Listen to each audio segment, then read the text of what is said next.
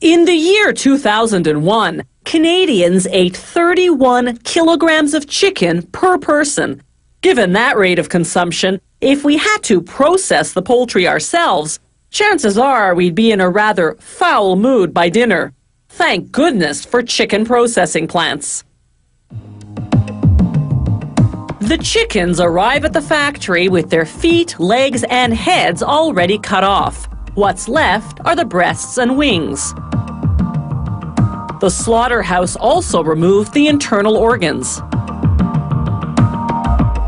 A conveyor belt transports the chickens to the cutting and deboning zone, a bustling assembly line operation. Workers prop each chicken on a cone-shaped stand in order to have both hands free to work on it. Cutting up a chicken properly isn't as easy as you might think. The workers get special training. It's crucial they keep their knives well sharpened and wipe them after every 5 or so chickens.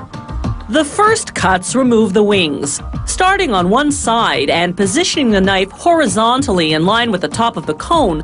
The worker makes an incision where the wing joins the shoulder, then cuts downward across the back of the chicken.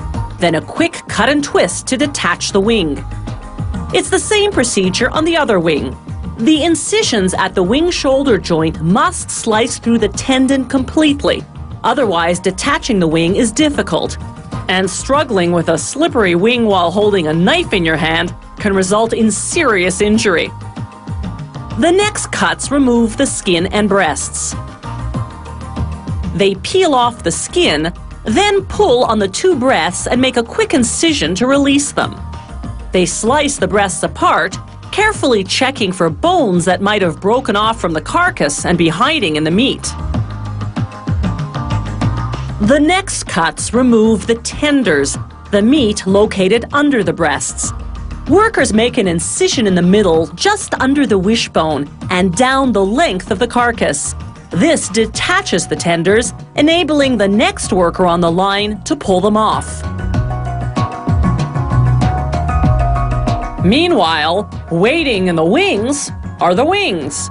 Workers load them onto a machine appropriately called the wing cutter, a mini Ferris wheel that takes the wings for a little ride, right into a sharp knife that chops them into 3 sections. The drumette, the chubby part with the most meat, the winglet, the middle part, and the wing tip, the pointy part with barely any meat. This factory transforms the meatier drumettes and winglets into frozen, ready-to-eat chicken wings. The first step in that process is seasoning. Workers load the pieces into a giant drum. As the drum rotates, they inject the seasoning, barbecue or honey garlic, for instance. After about an hour, the chicken wings come out evenly coated.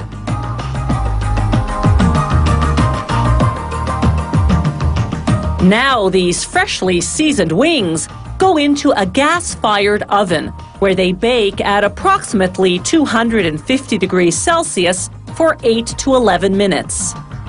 They come out fully cooked and ready to eat.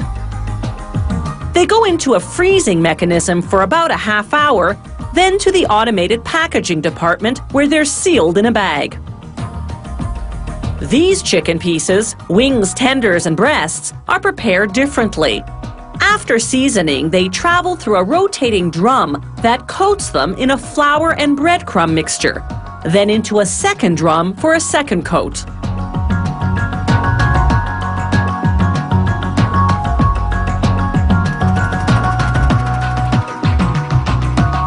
Next stop, a 40-second deep fry in canola oil, just long enough to adhere the coating. Then from the frying pan into the fire, as they say. Well, into the oven, actually. After 20 minutes at about 250 degrees Celsius, these chicken pieces are fully cooked and ready to be frozen and packaged.